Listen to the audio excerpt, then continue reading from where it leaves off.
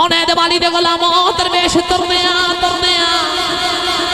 अपने बेड़े च आ गया, अपने घर बिच आया। उन्हें वेखिया चार पाई ते मां बैठी, उन्हें आ गया अपनी मां दे हाथ ते पैर चुमे। अपनी मां नूं कहदा अम्मा जी जुत्ती पा के वेड़े च पैर रखिया ने। मां ने पैरां च जुत्ती पा के वेड़े च पैर रखिया। उस दरवेश ने मां दे पैरां थल्लों मट्टी इकट्ठी करके साफे च पा लई। जो मां ने अगे पैर रखिया उथों भी मट्टी इकट्ठी करके उन्हें साफे च पा लई। मट्टी दी गठड़ी बना के मस्जिद दे अंदर आ गया। आके अब्बे नूं कहदा अब्बा जी मैं जन्नत दी मट्टी ले आया। बाबा जी मैं जन्नत दी मट्टी ले आया। बाप भी हैरान, तिने वीर भी हैरान हो गए। कहते दस तू जन्नत दी मट्टी किथों लेके आए? दरवेश कहने लगा मैं जन्नत दी मट्टी को दूरों नहीं लेके आया, मैं जन्नत दी मट्टी अपने घरों ही लेके आया।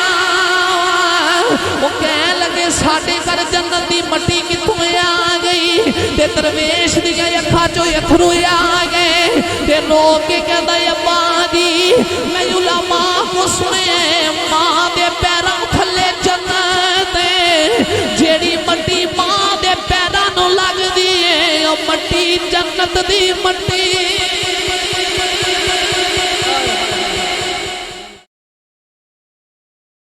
अजीज़ गिरामी कदर माँ ते बाप ये बड़ी अजीम नेमत ने। ये नेमत पुछनी आ ते उन्हां कोलों पुछ के वेख जिन्हां दे सिर ते बाप दा साया नहीं। इस नेमत दा पुछ नहीं ते उन्हां कोलों पुछ के वेख जिन्हां दे सिर ते मां दा साया नहीं।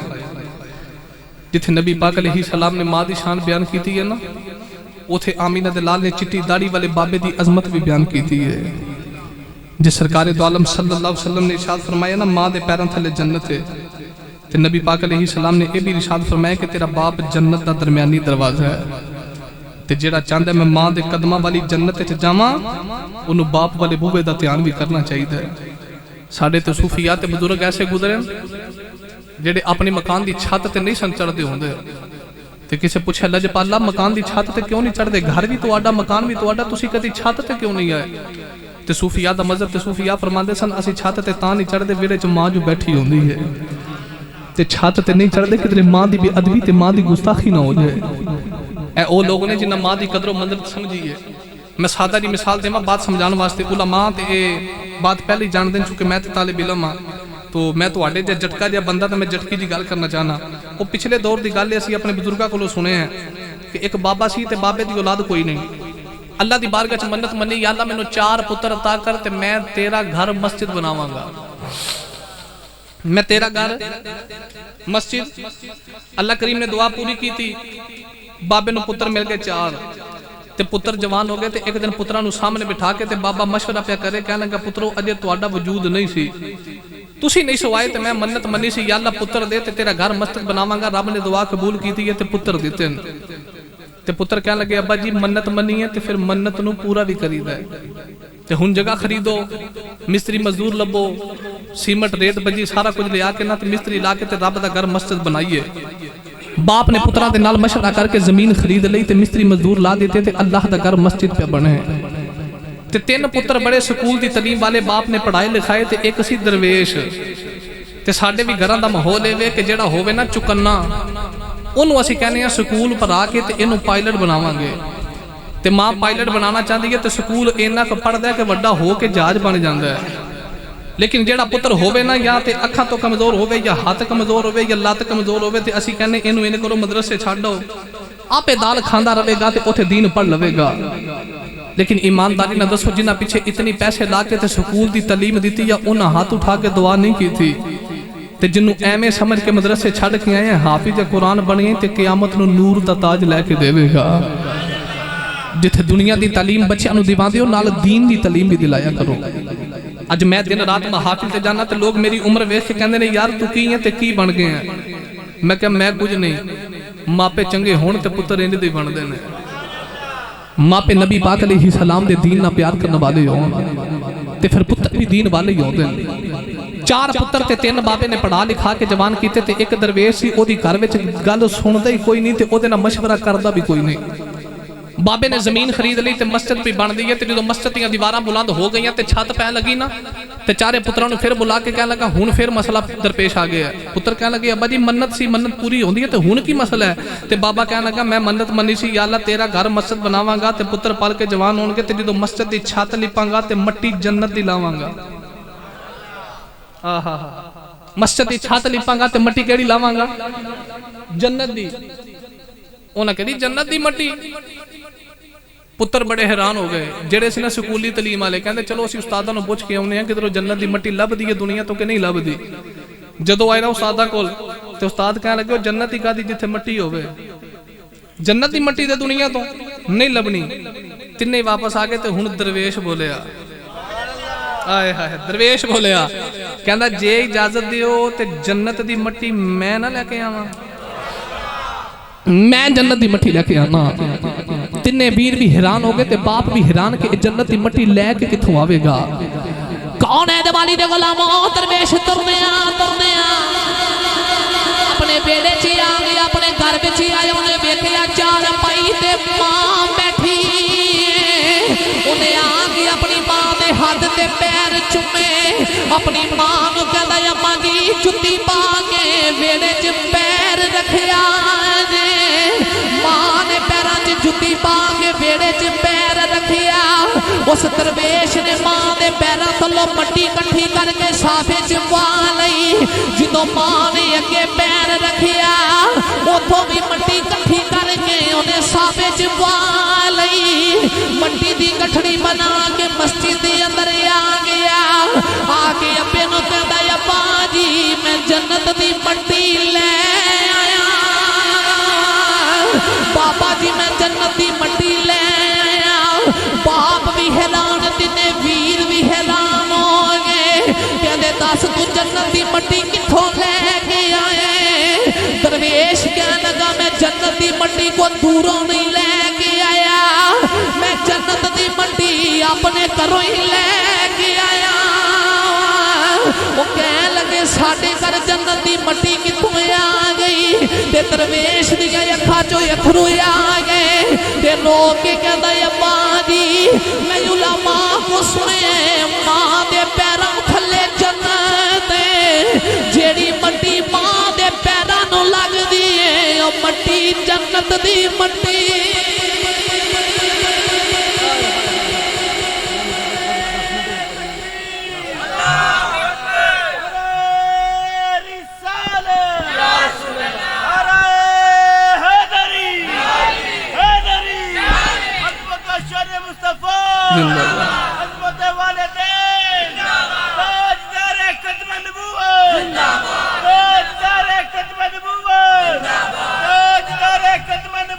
जिंदाबाद।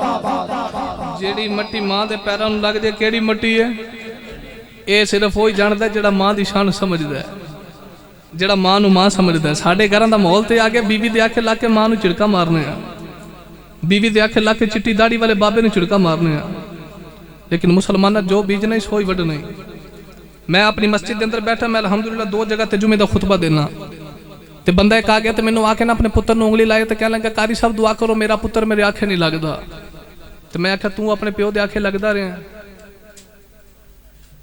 वो चुप कर गया कोई जवाब नहीं दिता। जी मैं तुहाडे को दुआ कराने तुसीं लड़दे हो पे।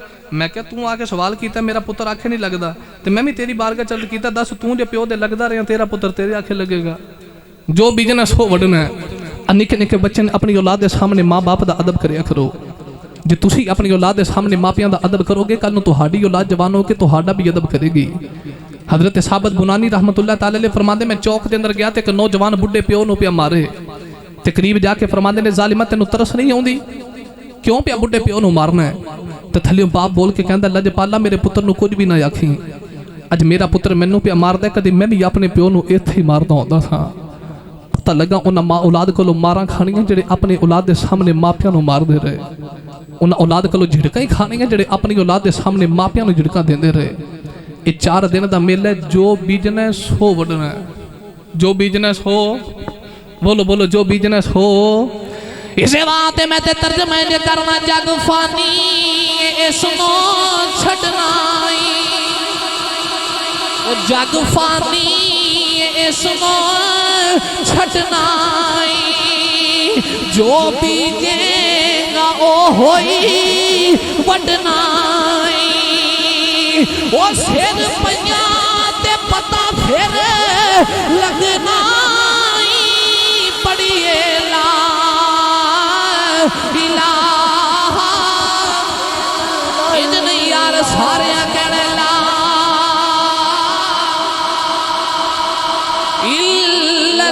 इल्लल्लाह हक ला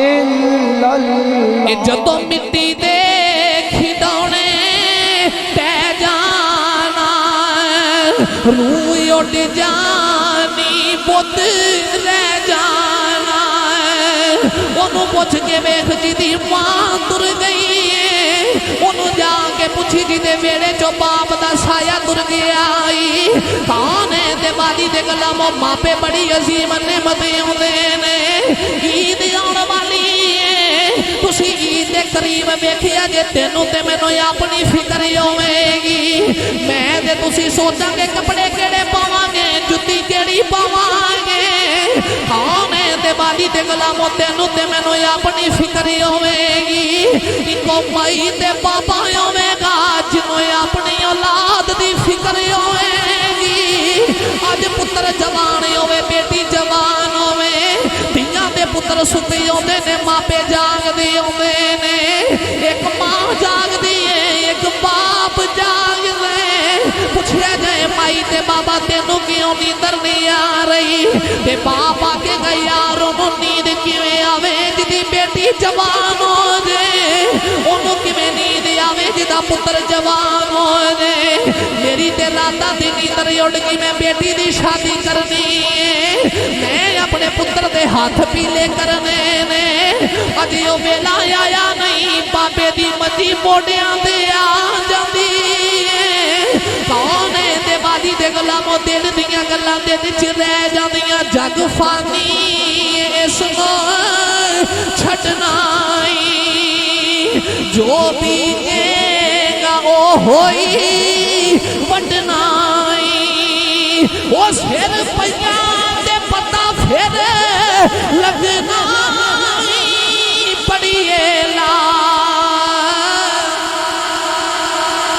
ते जदों मिट्टी दे खिडौने पै जाना रूह उड़ जानी बुत ले जाना जदों मिट्टी दे खिडौने पै जाना रूह उड़ जानी बुत रह जाना ए हो कहते कब्रां नू ले जाना पड़िए ला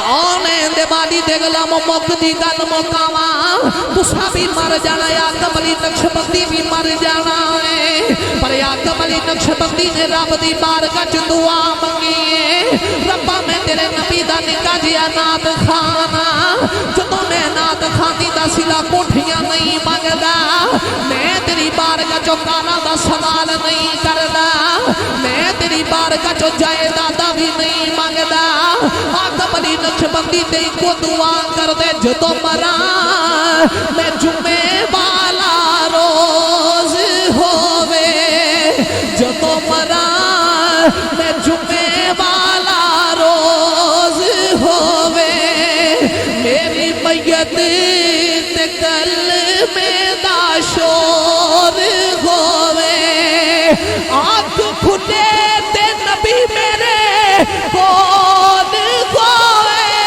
पड़िए ला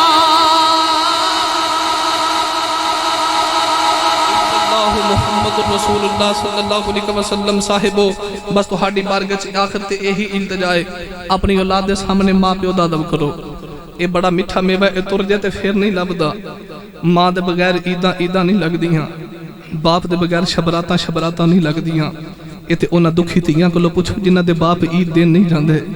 ਇਹ ਤੇ ਉਹਨਾਂ ਔਲਾਦਾਂ ਕੋਲੋਂ ਪੁੱਛੋ ਜਿਨ੍ਹਾਂ ਔਲਾਦਾਂ ਨੂੰ ਈਦ ਦੀ ਮਿਲਣ ਵਾਸਤੇ ਮਾਂ ਕੋਲ ਕਬਰਸਤਾਨ ਜਾਣਾ ਪੈਂਦਾ ਹੈ। मैं दूर नहीं जाता, मैं किसी की गल नहीं करता। मैं मुहम्मद आकिब अली नक्शबंदी की 5 साल की उम्र जदों की माँ तुर गई, माँ का साया वेखिया ही नहीं। तो मैं कदे कदे बैठा होना अपनी दादी को, तो मेरी दादी जान मैनू दसना कि तेरी माँ दुआ करती सी, या अल्लाह पुत्र दे भी मैं नबी दे दीन का आलिम बनावांगी, पुत्र दे मैं नबी दे दीन का खादिम बनावांगी। अल्लाह पुत्र दिता। जो मैं पैदा होया तो मेरी माँ जी मुहल्ले के विचों वो बीबी नूं लभ के लियाई जिहड़ी नातां पढ़दी सी, ते आके कह लगी मेरे पुत्र नूं गुड़ती दे, मेरा पुत्र भी नातां पढ़िया करे। तो उन्हें गुड़ती दवाई, अज पुत्र नात खां बनिया, नबी दे दीन दा आलिम बनिया, पर वेखण वाली मां कोई नहीं। मुसलमान इज मापे जिंदा ने, तो उन्हां दी कदर जरूर करो। एक मेवा रोज रोज नहीं लभदा। फिर मेरी दादी मां ने पाल के जवान किया, तो मैं रात महफल तो वापस जदों तक नहीं ना आउंदा, तो मेरी दादी जान दरवाजे के बाहर बैठी होनी, 2 बज गए 3 बज गए, उन्हें बाहर ही बैठे होना। तो मैं एक दिन आके पूछा, मैं क्या दादी जान सौंदे नहीं? तो कहने लगी पुत्रा मैं तां नहीं सोती, तू जो नहीं आया। तो 5 महीने हो गए, दादी भी दुनिया तो पर्दा कर गई। जो दरवाजे के कोल जाना तो अखां चों अथरू आउंदे ने। इत्थे बह के दादी मां रामा वेखदी सी। इन्हां तो बाद रामा भी कोई नहीं वेखदा, इन्हां तो बाद उड़ीखा भी कोई नहीं करदा। खुदारा जे अज जिंदा जे ते इन्हां दी कदर करो। अल्लाह करीम अमल दी तौफीक अता फरमाए। मियां